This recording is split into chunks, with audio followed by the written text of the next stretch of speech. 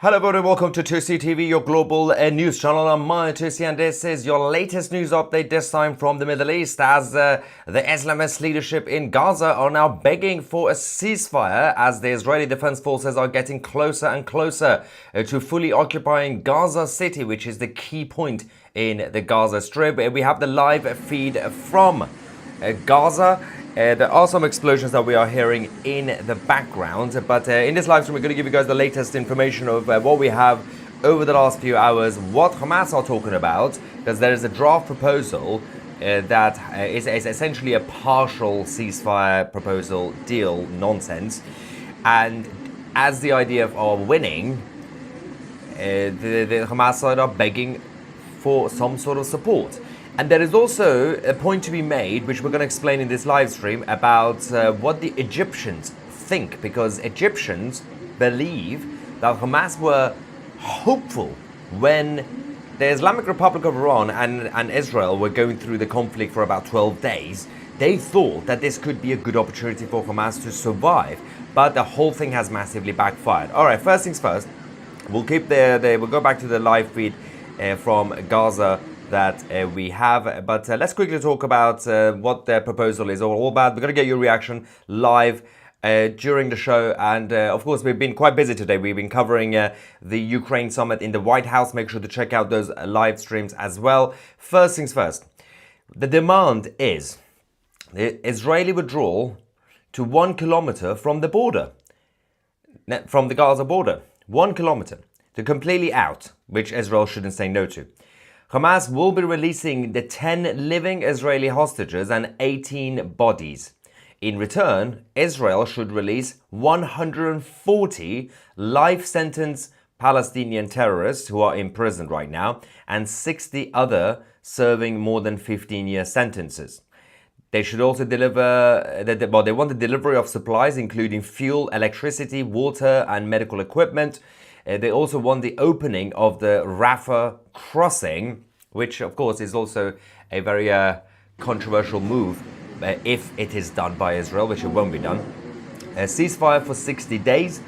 The negotiations to end the war will begin at the start of the ceasefire. I mean, wishful thinking, right? But there are some other details in this begging draft, begging proposal.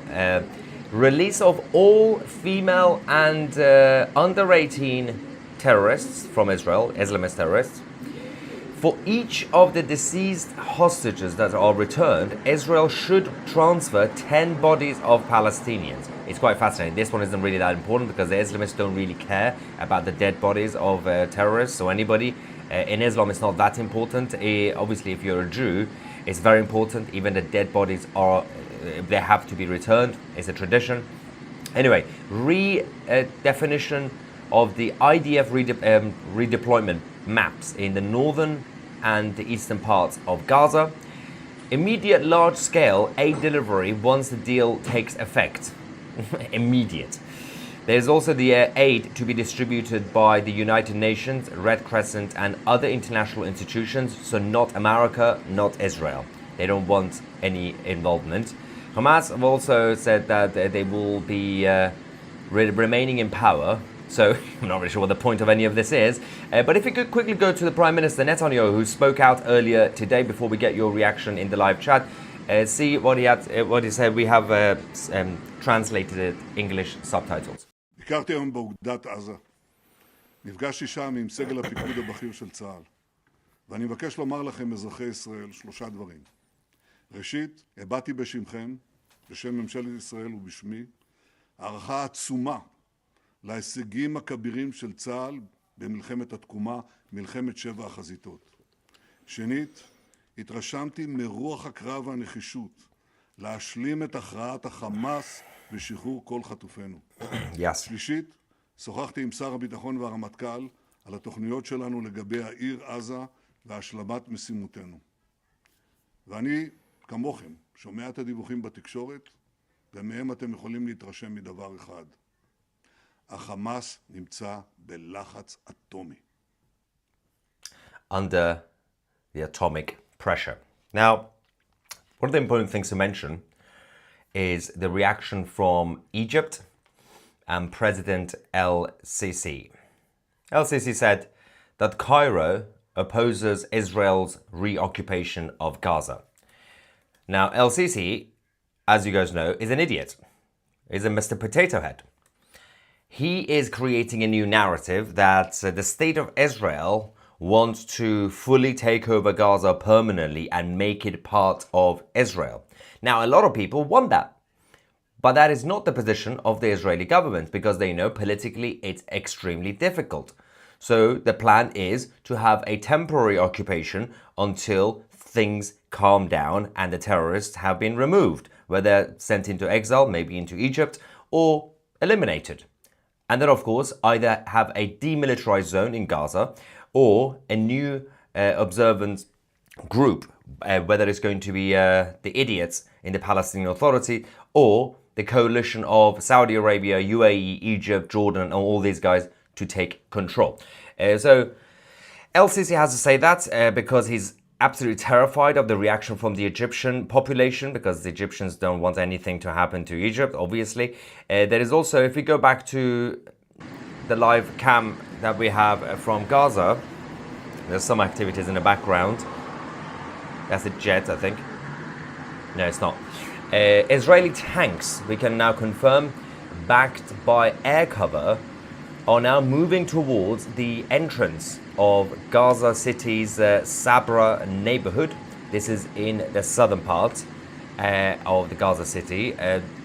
This is going to be a complete escalation, because if you do take over Gaza City in the Gaza Strip, because obviously you've got the actual Gaza Strip, then you've got Gaza City as there's the central point of it, then this is game over, even though a huge chunk of the terrorists are in and around Rafah, and Rafah is in the south near Egypt, but this is the central command. So if you take down Gaza City, and seems like both the political side of the government in Israel and the IDF, including Eyal Zamir, the head of the IDF, they are finally on the same page. There are still some internal divisions politically in Israel, obviously. The political left are still trying to bring down Netanyahu's government, but in terms of the actual state and the actual establishment, they seem to be on the same page, which means that the occupation or the takeover will happen. Israel's position is firm, according to the cabinet. A political source has told N12 that every hostage must be released and all other conditions for ending the conflict must be fulfilled, which means, based on what they are saying, there is not going to be any acceptance for this so-called ceasefire proposal by Israel. They're not going to do it. And if they do it, it changes the whole game.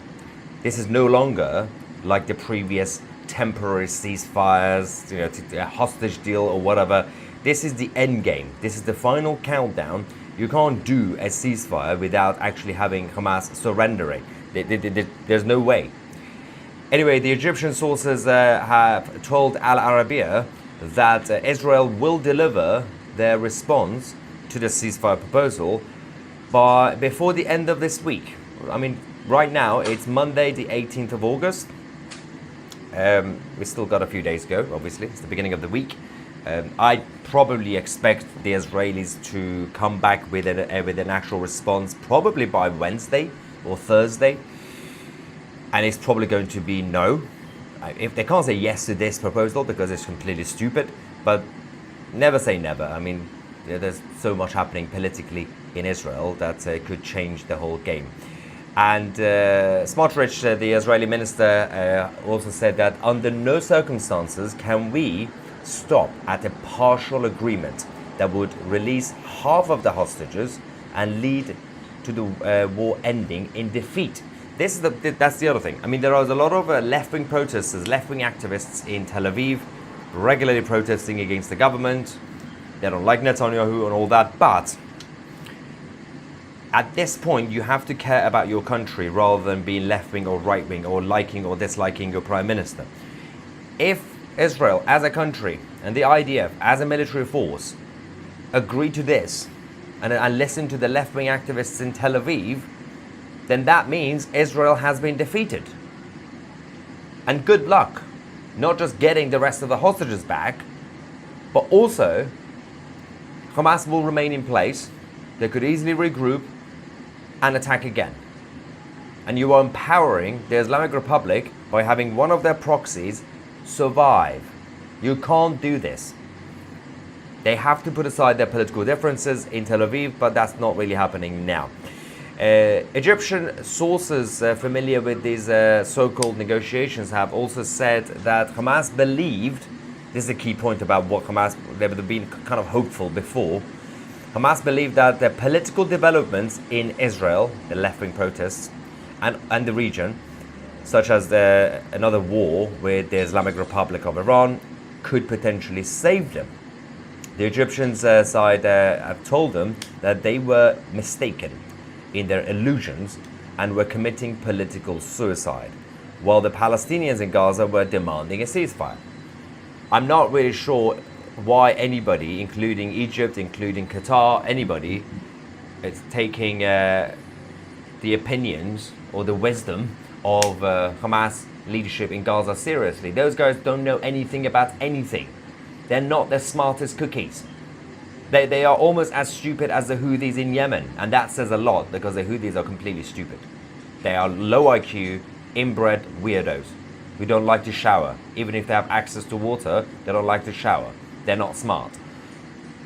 But Hamas are also proving that without the top leaders like Yahya Sinwar and all the others, they don't seem to know what they're talking about if they are saying this to the Egyptians. Now, let's also talk about what's going on with the other proxies, because it's also extremely important to mention that the Lebanese government are currently in a battle with Hezbollah. Basically, the idea is to disarm Hezbollah. And the Lebanese parliament, Lebanese government made a move saying, well, we have to do it. Hezbollah are fighting back, saying we're not going to give up our arms. The issue here is that, for example, one of the MPs in Lebanon, Ashraf Rifi, said that we are preparing a legal case against Hezbollah's Secretary General because he is threatening civil peace. I mean, I really appreciate the civility in Lebanon. Amongst the Lebanese population and society, you have a lot of good people, a lot of smart people, a lot of people who want to be diplomatic, who want to become more democratic and more, if you want to call it Western, whatever, Christian. But they are becoming almost as naive as the Western Europeans. What do you mean, legal action against Hezbollah's Secretary General? Legal action? Are you suing a leader of a terrorist organization? No. The only solution is you go in there with your Lebanese army, you take them out. You can't negotiate with terrorists. You can't take legal action. Well, the weakness of the Lebanese establishment is astonishing. Absolutely astonishing. When you have obviously Smotrich as an Israeli government minister being more robust, and because people say, well, he's a right-wing Israeli. Okay, fine. He's still living in the Middle East. Let's not forget, Israelis, Lebanese, Jordanians, they are all in the same region. They have a similar mentality, but obviously a very different worldview. We get it. And I'm talking about the normal people in Lebanon, good people in Lebanon, not the terrorists. Same with Jordan and same with Israel. Wake up. People of Lebanon need to wake up. You can't, for example, politely ask Hezbollah to disarm themselves. You can't take them to court. It's embarrassing.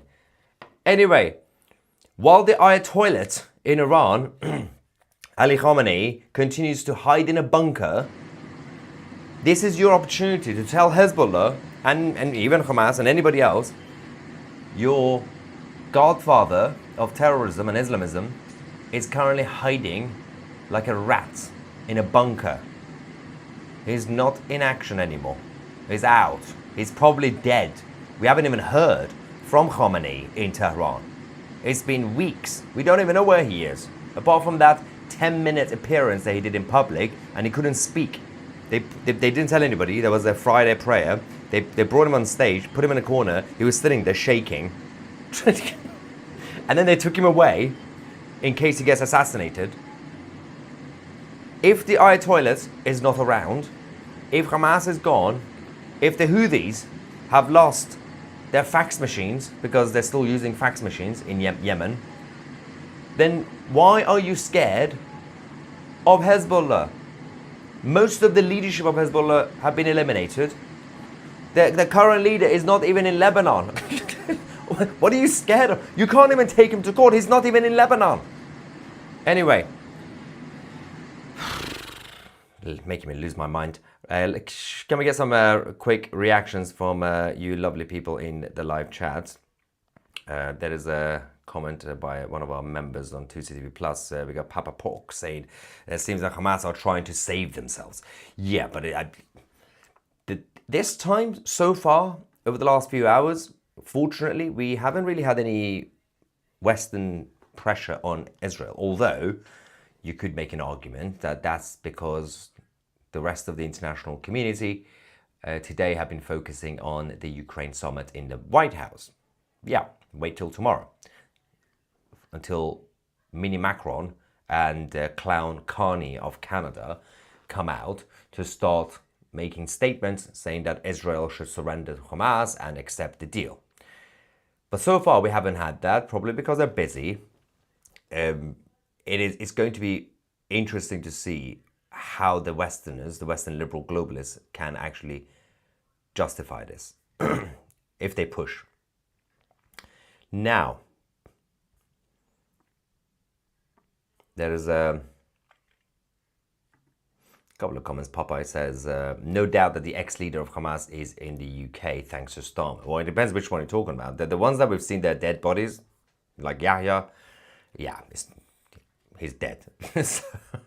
But there's some of their relatives have already moved. Some of the junior members of Hamas from Gaza have already entered the United Kingdom. In fact, for those watching from Britain, you should be more worried about the fact that the government have decided in Britain to allow the Houthis from Yemen to enter the United Kingdom illegally and give them free housing, free food and free clothing.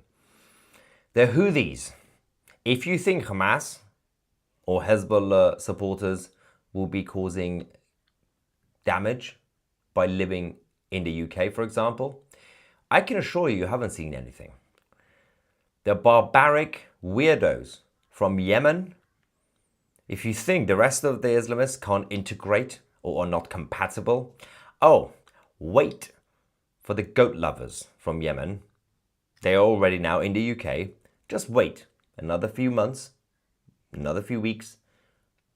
Wait until the news stories come out about their behavior on the streets of Britain.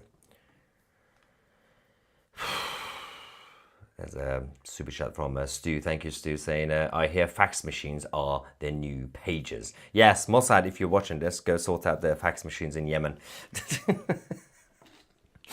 don't know how you can do it. I'm sure there's a way. Because, well, fax machines still get triggered, right? And to print out the page that you need. So you could send something, dial the number, boom. Janine says the taxpayers need to stop paying for these people.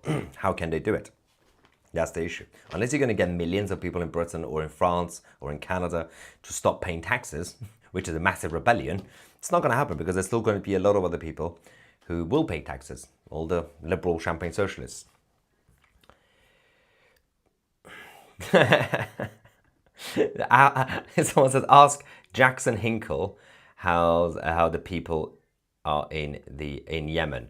It is interesting how Jackson Hinkle, who's a communist, national communist from America, who currently lives in Russia because he can't go back to America because the director of FBI, Kash Patel, said if he returns to the United States, we will arrest him because he went and decided to hang out with the Houthis in Yemen.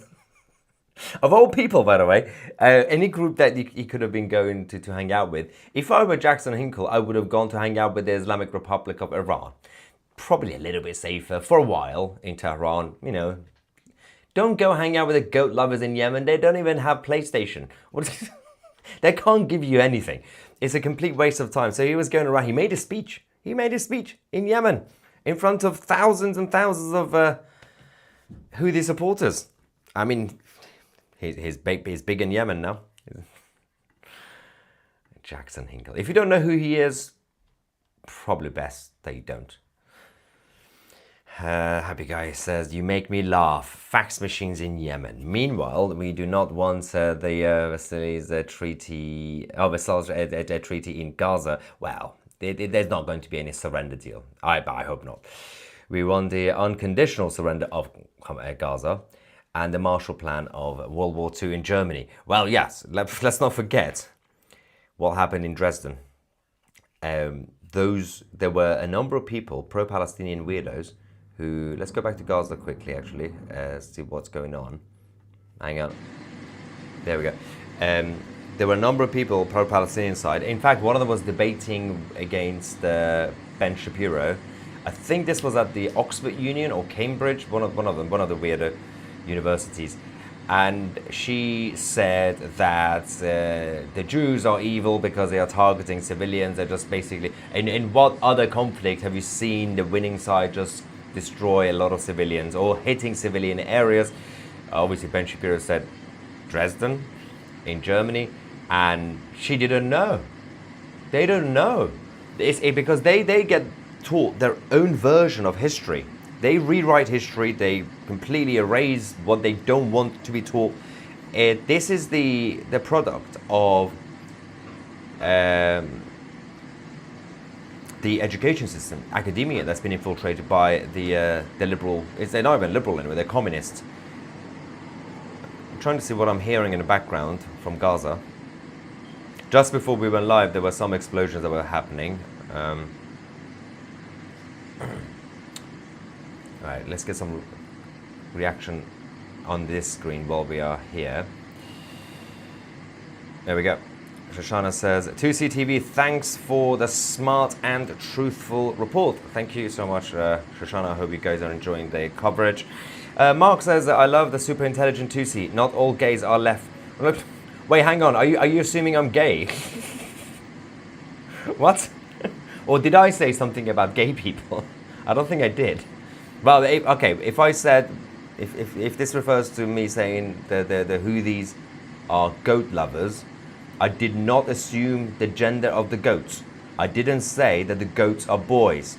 The goats could be girls, could be very, very feminine, girly goats wearing pink.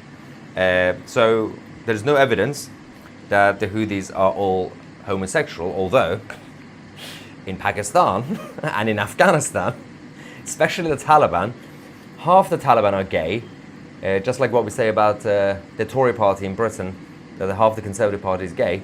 It's a joke, but it's also based on truth. You can make the same argument for very different reasons that half of the Taliban in Afghanistan are gay, but they are still living in the closet unless they have the what we call bachabuzzy parties. It's basically disgusting house parties that they throw with young teenage boys dancing and twerking, and they film it. I mean, being sick is one thing, but being reckless. Says Hinkle belongs in El Salvador. Yes, a very specific place in El Salvador. Unless it's the prisons are full. Actually, the prisons are becoming less full in El Salvador because they're building more prisons every day.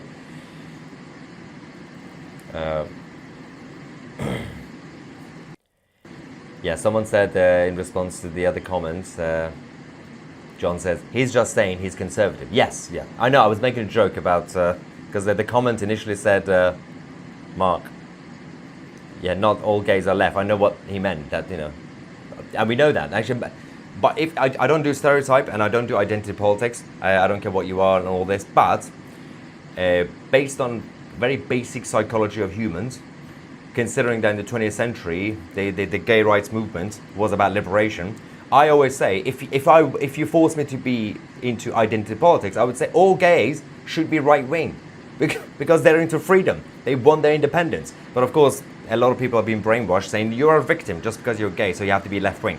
But you'll be surprised. Most are or should be right-wing. Who's driving in the middle of Gaza at this point? It's like 1 a.m. What time is it? Is it 1 a.m.? It's midnight. Also, clearly they still have money for petrol. They still have fuel. Tolly Terrence says could be a goat who's a masculine feminist woman. Well, that's a lesbian. Lesbian goats for the Houthis. Marvin says stop the Zaya BS wars, great Zaya project, no refugees. What? Anyway.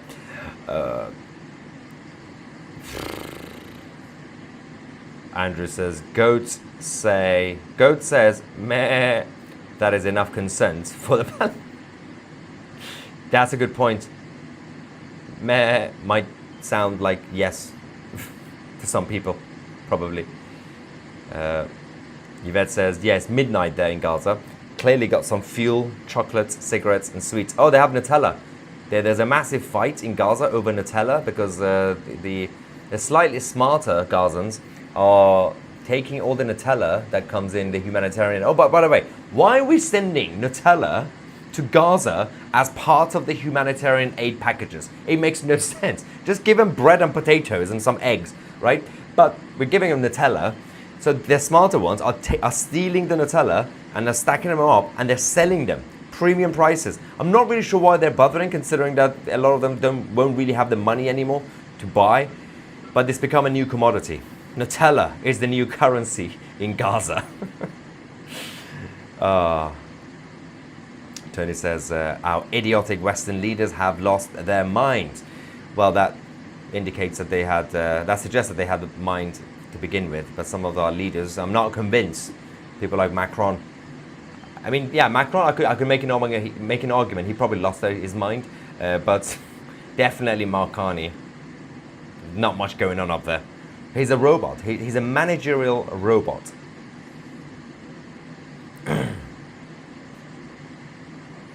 Send goats to Gaza instead. No, because goats' lives matter, guys. Poor goats. Victoria says, imagine those poor Uber donkeys in Gaza. Oh, do you want to see something funny? You're going to love this. Speaking of Uber donkeys, there is a fascinating thing that happened earlier. So you're going to love this. There is a drone. There was an Israeli drone. Someone messed up. And the drone, it was a quite large drone, went down in Gaza, in the middle of Gaza. Didn't hurt anybody. Actually, it's untouched. I think it just ran out of battery or whatever. And it went down in Gaza. Some idiot who has a, what we call a tuk-tuk or a rickshaw. You know, the things they either... Technically, you need a bicycle. Sometimes you can use a donkey, and some people could sit at the back with a carriage, right? Some idiot decided to think it's a good idea to pick up the drone that just basically landed. Anything could happen, right? And put it on his tuk-tuk and take it for a ride. Watch this. This happened in Gaza earlier on. I'm going to get rid of the audio because it's mental. I don't know why they have music. Look at him. What are they doing? Why? Don't. It's not a good idea. That drone was still fresh as it landed. It could explode. Literally, there could be a trigger that the IDF could press a button and that whole thing could go boom boom. And you're putting it on your stupid tuk-tuk. And it's going to ride it. It's gone. Where is it going? What is the plan? What is it going to do with it? Get the music.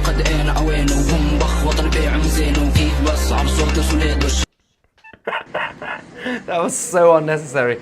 So that was our tonight's entertainment from the dum-dums in Gaza. And anyway, everything seems to be peaceful. Mark is back saying Tousi is as cute as a bun. God, for your wedding. Thank you so much, Mark. Now, stop trying. You can't convert me. All right. Anyway, that was fun. So, let's wait. Either tomorrow or Wednesday, we're probably going to hear back from the Israeli government on what the plan is going to be. For now, the most important thing you can do is to support us, to remain independent. Otherwise, I'm going to go sell out to some sort of globalist corporation. In order to do that, you can actually join Tousi TV Plus as a member today by going directly on Tousi.tv. TV. You get access to our chat forum, our podcast, our documentaries, and much more. And of course, don't forget to download the Tousi TV app, the home of geopolitical news, from your app stores today. If you join Tousi TV Plus today, you get 1 month free. If you join as an annual subscriber, I'm Maya Tousi, and we are the media.